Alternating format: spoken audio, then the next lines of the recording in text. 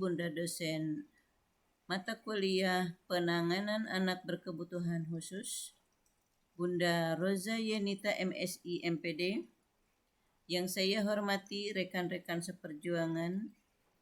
Saya senang hari ini mendapatkan kesempatan untuk mempresentasikan mata kuliah penanganan anak berkebutuhan khusus dengan tema anak berkelainan jenis. Dalam waktu beberapa menit ke depan, saya akan menjelaskan kepada Bunda sekalian jenis-jenis anak berkebutuhan khusus, ciri-ciri dan terapinya. Data Direktorat Pendidikan Dasar dan Menengah Kemendikbud tahun 2015 menyebutkan bahwa jumlah anak berkebutuhan khusus atau HEWAD atau yang lebih sering disingkat ABK di Indonesia mencapai 1,6 juta orang. Untuk itu, perlu kami bagikan informasi lengkap tentang anak berkebutuhan khusus, ciri-ciri terapi, dan beberapa diet yang perlu dijalani. Apa itu anak berkebutuhan khusus? ABK adalah anak yang memerlukan perhatian, kasih sayang yang lebih spesifik, baik itu di lingkungan rumah dan sekolah.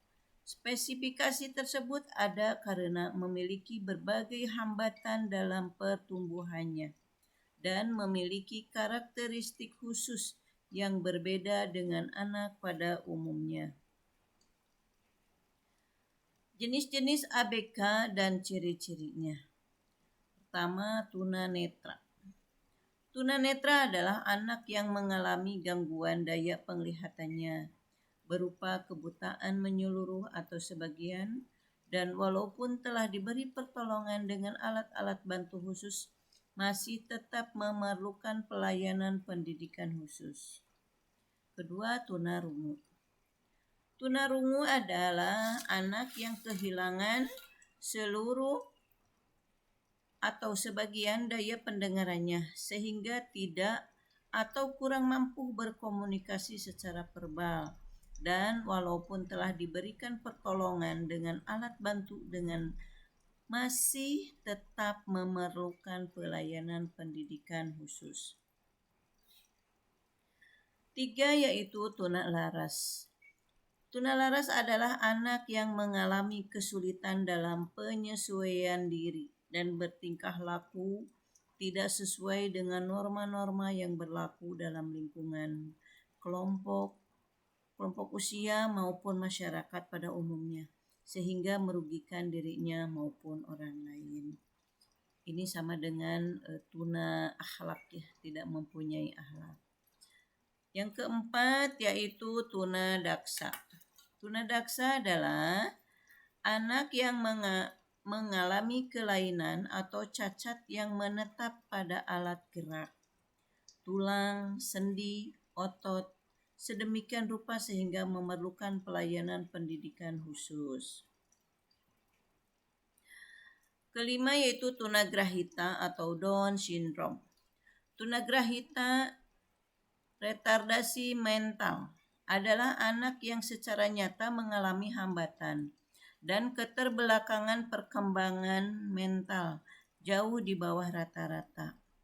IQ di bawah 70 sehingga mengalami kesulitan dalam tugas-tugas akademik, komunikasi maupun sosial, dan karenanya memerlukan layanan pendidikan khusus. Hambatan ini terjadi sebelum umur 18 tahun. Tunagrahita ini masih dibagi menjadi dua, yakni tunagrahita biasa dan tunagrahita Down syndrome atau Down syndrome. Down syndrome pertama kali dikenal pada tahun 1866 oleh Dr. John Langdon Down. Ciri-cirinya tinggi badan yang relatif pendek, kepala mengecil, hidung yang datar menyerupai orang mongoloid, maka sering juga dikenal dengan mongolisme. Pada tahun 1197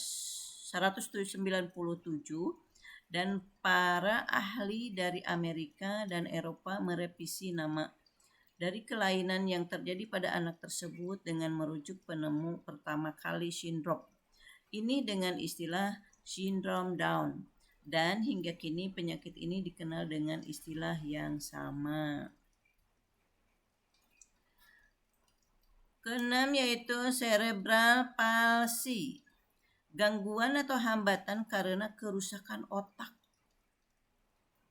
sehingga mempengaruhi pengendalian fungsi motorik. Terus ketujuh yaitu gifted adalah anak yang memiliki potensi kecerdasan intelijensi, kreativitas, dan tanggung jawab terhadap tugas di atas anak-anak seusianya, anak normal. Jadi basic commoner.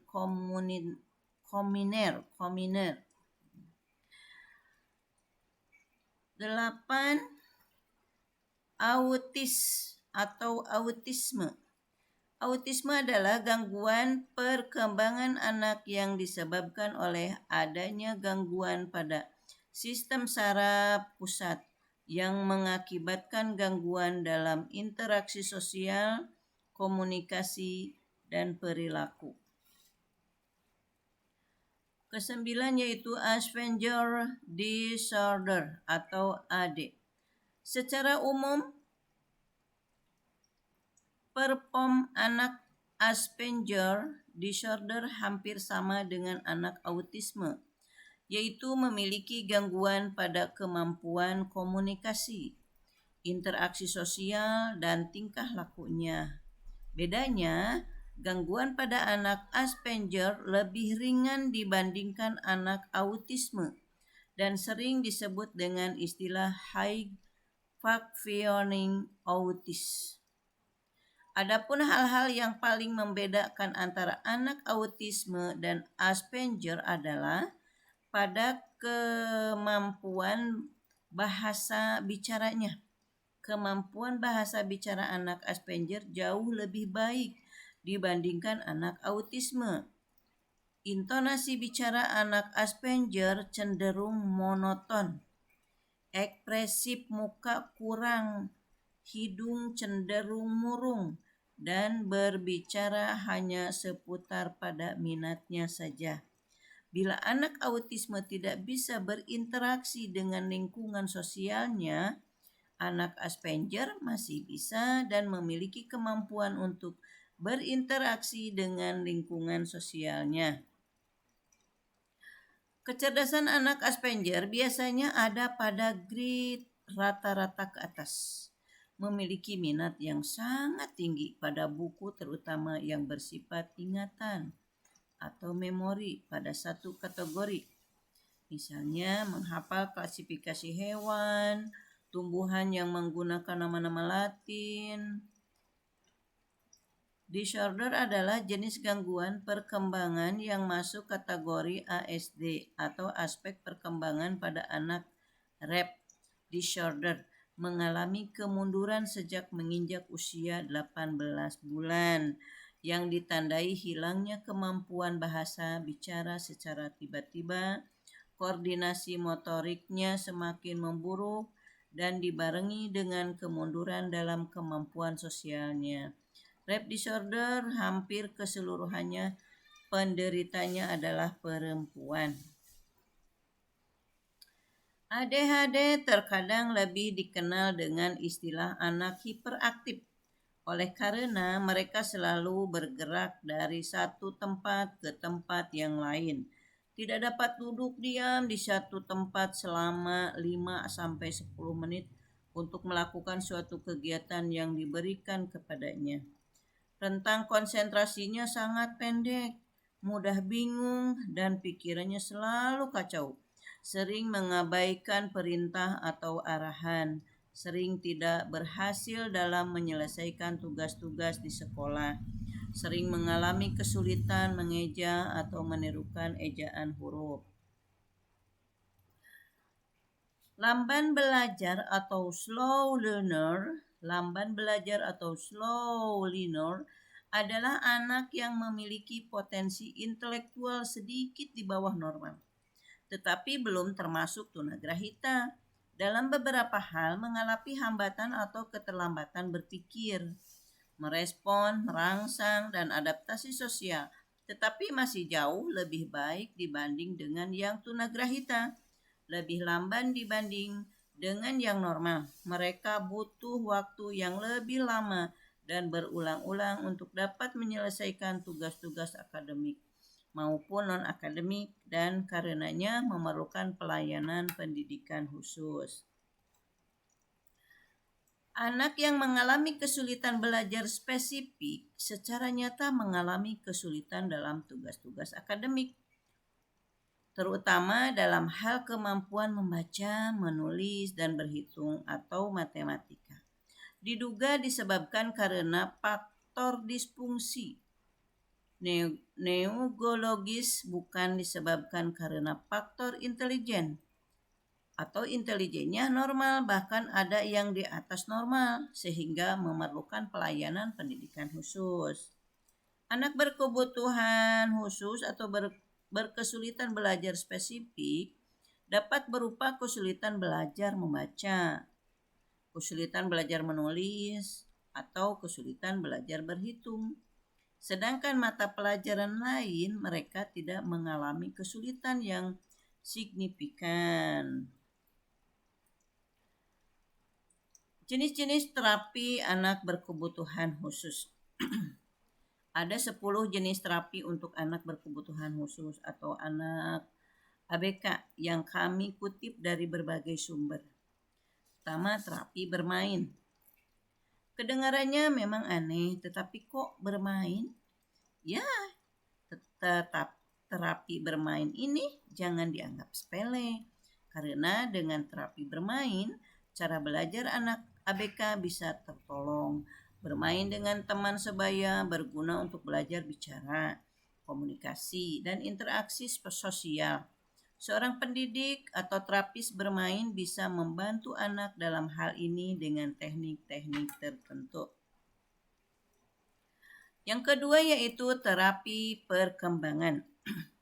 Adapun contoh dari terapi perkembangan diantaranya Plur Time, Sunrise, dan Sunrise Relationship Developmental Intervention.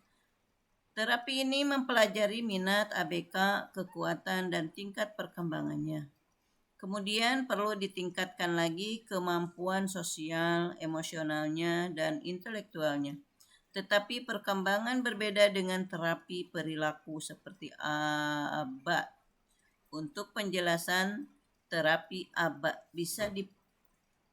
bisa dibaca berikutnya yang lebih mengajarkan keterampilan yang lebih spesifik.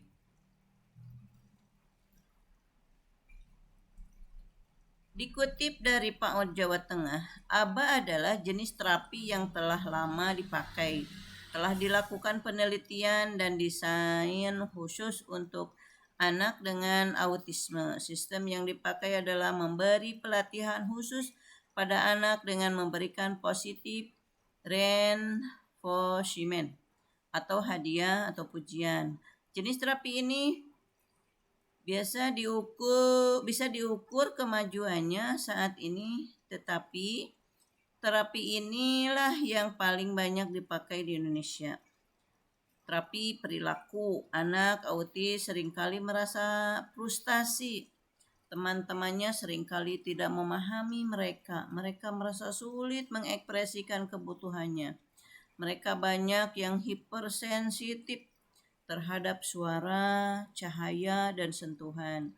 Tak heran bila mereka sering mengamuk. Seorang terapis perilaku terlatih untuk mencari latar belakang dari perilaku negatif tersebut dan mencari solusinya dengan merekomendasikan perubahan lingkungan dan rutin anak tersebut untuk memperbaiki perilakunya.